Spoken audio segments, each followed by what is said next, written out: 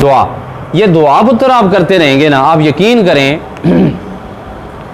दुआ करते रहेंगे तो आप यकीन करें कि जो जो कुछ अल्लाह ताला आसमान से नाज़िल फरमाए वो आपकी तरफ आएगा, वो आपकी तरफ आता रहेगा, वो आपकी तरफ आता रहेगा, वो आपकी तरफ आता रहेगा। ओके, दुआ दो तरीक़ों से होती है। दुआ एक ली जाती है, एक की जाती है। बोलें हफीज़ बोलो। एक ली जाती है, एक किसी से दुआ लेनी हो तो उसको कहा नहीं जाता मेरे लिए दुआ करें,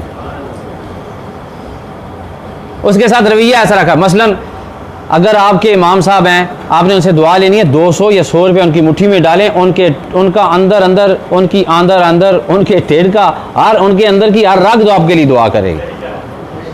समझ आगे कि नहीं आई? आप उनके लिए क्या करें, किसी की खिदमत करें, किसी फ़कीर की खिदमत, उसको ना कहें दुआ, उसका पेट दुआ करेगा, उसके कान दुआ करेंगे, उसके हाथ दुआ करेंगे, उसका दिल दुआ करेगा, उसका दिमाग दुआ करे, उसकी सोचें दुआ करें। मैं आपको अपना बताता हूँ, मुझे कई लोग कहते हैं, एक बंदा कहता है शाह जी 5 टाइम में सड़े बुजुर्गों का नाम ले तो दुआ करो।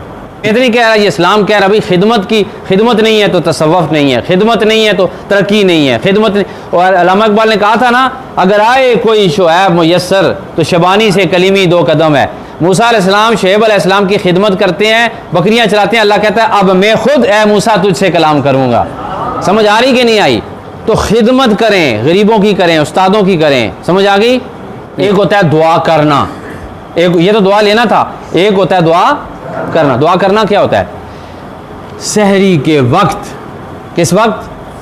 सहरी के वक्त आप उठ के तहज्जुद के वक्त मस्जिद में जाएं, 2 रकत खुलूस के साथ सजदे उसकी बारगाह में करें।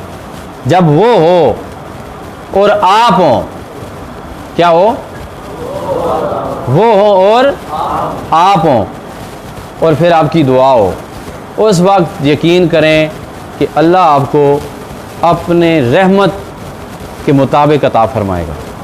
कभी मगरिब के वक्त आप बैठ के अल्लाह की बारगाह में दुआ कर रहे हों, कभी ज़ोहर के वक्त। बता मज़ा कब आता है?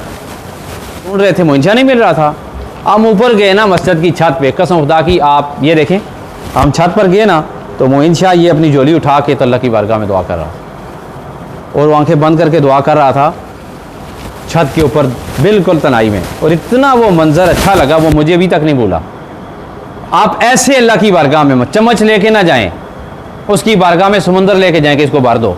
उसके पास है जी, सब कुछ है, डॉलर उसके पास हैं, पैसे उसके पास हैं, गाड़ियाँ उसके पास हैं, इज़्ज़त उसके पास है, अपना तरक्की उसके पास है, आपकी शोहरत उसके पास है, दुनिया की कामयाबी उसके पास है, कब्र की कामयाबी उसके पास है, आखिरत की कामयाबी उसके पास है, आपकी सेहत उसके पास है, आपके जितने भी ज़िंदगी के अरमान हैं दिल में जो, वो सारे किसके पास हैं?